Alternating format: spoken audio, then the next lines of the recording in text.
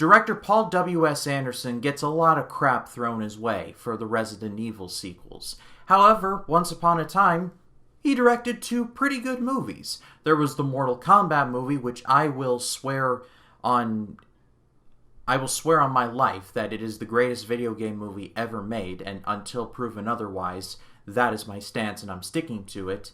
And his only other enjoyable movie was a movie that encountered a lot of problems, both behind the scenes and when it was released.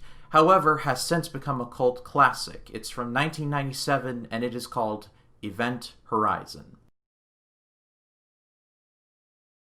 One of the most fascinating movies I've ever read about has got to be 1997's Event Horizon. It was a critical failure, it bombed like crazy, and yet somehow it has achieved a massive cult following. It tells the story of a team of astronauts who are searching for a missing ship that's been lost in deep space. However, what they find is a ship that has been almost totally destroyed and may be sitting on the gates of hell itself.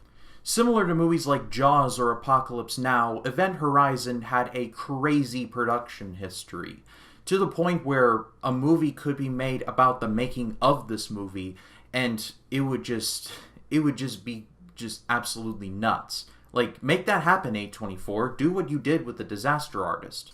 The movie was supposed to come out at a later date than it initially did. However, thanks to Titanic and that movie running over budget, it had to be shelved, and, well, priorities. The runtime of the initial version of this movie was 130 minutes, and it was chopped down to 90 minutes due to content. And while this movie is incredibly violent, it was somehow supposed to be even more violent.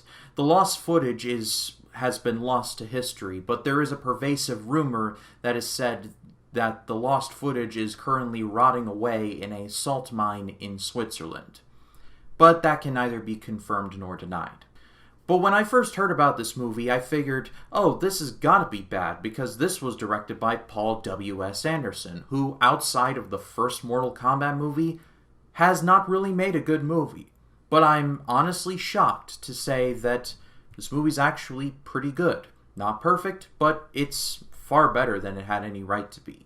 It's clear, at least to me, that this movie was heavily inspired by Ridley Scott's Alien. Like, it's a little crazy how much it is inspired. But I guess everybody has to pull inspiration from somewhere. The cast in this movie is also pretty good. Sam Neill of Jurassic Park fame is particularly excellent.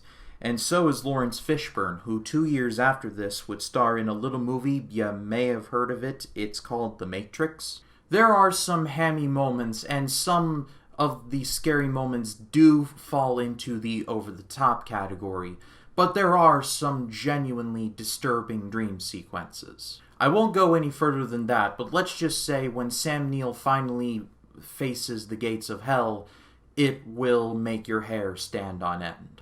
But more importantly than anything, I do recommend that you give this movie a shot, if you haven't seen it. Forget that the movie's directed by Paul W.S. Anderson.